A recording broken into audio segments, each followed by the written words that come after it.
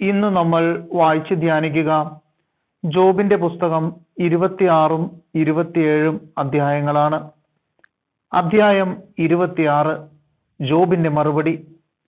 Job പറഞ്ഞു, ശക്തിയറ്റവനെ നീ എത്രമാത്രം സഹായിച്ചു, ബലഹീനമായ കരങ്ങളെ നീ എപ്രകാരം രക്ഷിച്ചു, ബുദ്ധിഹീനനെ നീ എപ്രകാരം ഉപദേശിക്കുകയും എത്ര ഉദാരമായി യഥാർത്ഥ വിജ്ഞാനം പകർന്നു കൊടുക്കുകയും ചെയ്തു. ആരുടെ സഹായത്തോടെയാണ് നീ വാക്കുകൾ ഉച്ചരിച്ചത്?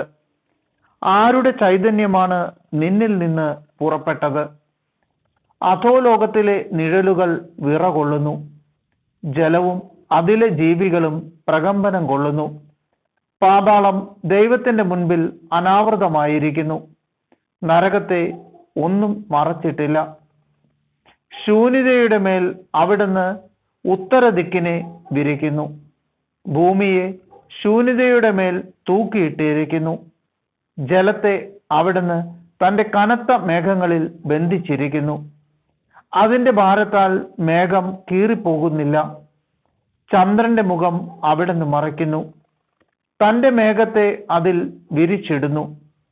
പ്രകാശത്തിന്റെയും അന്ധകാരത്തിന്റെയും അതിർത്തിയിൽ ജലോപരിതലത്തിൽ അവിടുന്ന് ഒരു വൃത്തം വരച്ചിരിക്കുന്നു.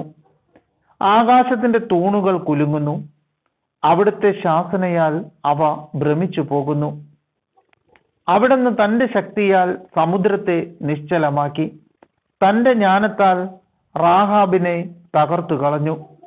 അവിടുന്ന് തന്റെ ശ്വാസത്താൽ ആകാശത്തെ പ്രശോഭിപ്പിച്ചു, പായുന്ന സർപ്പത്തെ അവിടുത്തെ കരം പിളർന്നു. ഇതെല്ലാം അവിടുത്തെ നിസാര പ്രവർത്തനങ്ങളാണ്. അവിടുത്തെ പറ്റി എത്ര നേരിയ ഒരു സ്വരം മാത്രമാണ് നാം കേട്ടിട്ടുള്ളത്. അവിടുത്തെ ശക്തിയുടെ ഇടിമുഴക്കം ആർക്ക് ഗ്രഹിക്കാൻ കഴിയും? അധ്യായം 27. ജോബ് തുടർന്നു, എന്റെ അവകാശം എടുത്തു കളഞ്ഞ ദൈവമാണേ, എനിക്ക് മനോവ്യസനം വരുത്തിയ സർവശക്തനാണേ, എന്നിൽ ശ്വാസമുള്ളിടത്തോളം കാലം ദൈവത്തിന്റെ ചൈതന്യം എന്റെ നാസികയിൽ ഉള്ളിടത്തോളം കാലം എന്റെ അധരം വ്യാജം പറയുകയില്ല, എന്റെ നാവ് വഞ്ചന ഉച്ചരിക്കുകയില്ല. നിങ്ങൾ പറയുന്നത് ശരിയാണെന്ന് ഞാൻ ഒരിക്കലും പറയുകയില്ല. മരിക്കുവോളം ഞാൻ നിഷ്കളങ്കത കൈവെടിയുകയില്ല. നീതിനിഷ്ഠയെ ഞാൻ മുറുകെ പിടിക്കും, അത് കൈവിട്ടു പോകാൻ സമ്മതിക്കുകയുമില്ല.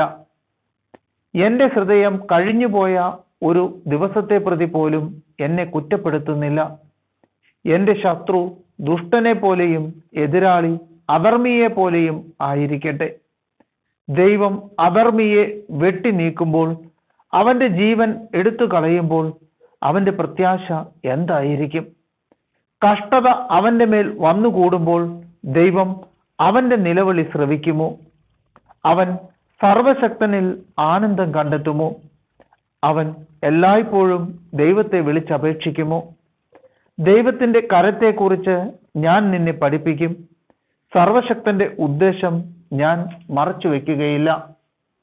നിങ്ങളെല്ലാവരും അത് കണ്ടിട്ടുള്ളതാണല്ലോ. എന്നിട്ടും നിങ്ങൾ വ്യർത്ഥഭാഷണത്തിൽ ഏർപ്പെടുന്നത് എന്തുകൊണ്ട്? ദുഷ്ടന് ദൈവത്തിൽ നിന്ന് ലഭിക്കുന്ന ഓഹരിയും മർദ്ദകർക്ക് സർവശക്തനിൽ നിന്ന് ലഭിക്കുന്ന അവകാശവും ഇതത്രേ. അവന്റെ സന്താനങ്ങൾ പെരുകുന്നുവെങ്കിൽ അവർ വാളിന് ഇരയാകാൻ വേണ്ടിയാണ്. അവന്റെ സന്തതികൾക്ക് വേണ്ടുവോളം ആഹാരം ലഭിക്കുകയില്ല. അവനെ അതിജീവിക്കുന്നവരെ മഹാമാരി പിടിച്ചു, അവരുടെ വിധവകൾ വിലപിക്കുകയുമില്ല. അവൻ പൊടി പോലെ വെള്ളി കുന്നുകൂട്ടിയാലും കളിമണ്ണ് പോലെ വസ്ത്രം സമ്പാദിച്ചാലും അവന് കുന്നുകൂട്ടാമെന്നേയുള്ളൂ. നീതിമാന്മാർ അത് ധരിക്കും, നിഷ്കളങ്കർ വെള്ളി പങ്കിടും. അവന്റെ ഭവനം ചിലന്തിവല പോലെയും കാവൽക്കാരന്റെ മാടം പോലെയും ആണ്. ഇപ്പോൾ അവൻ സമ്പന്നനായി ഉറങ്ങാൻ പോകുന്നു, എന്നാൽ ഇനി ഒരിക്കലും അവന് അങ്ങനെ കഴിയുകയില്ല. ഉണരുമ്പോഴേക്കും അവന്റെ ധനം നഷ്ടപ്പെട്ടിരിക്കും. വെള്ളപ്പൊക്കം പോലെ ഭീതി അവനെ കീഴ്പ്പെടുത്തും. രാത്രിയിൽ ചുഴലിക്കാറ്റ് അവനെ വഹിച്ചു കൊണ്ടുപോകുന്നു. കിഴക്കൻ കാറ്റ് അവനെ പൊക്കിയെടുത്തു. അവൻ പോയി സ്വസ്ഥാനത്ത് നിന്ന് അവനെ അത് നീക്കിക്കളയുന്നു. അത് നിർദ്ദയം അവന്റെ മേൽ ചുഴറ്റി അടിക്കുന്നു. അതിന്റെ ശക്തിയിൽ നിന്ന് അവൻ പ്രാണഭയത്തോടെ ഓടുന്നു. അത് അവന്റെ നേരെ കൈകൊട്ടുകയും അവന്റെ നേരെ സീൽക്കാരം പുറപ്പെടുവിക്കുകയും ചെയ്യുന്നു.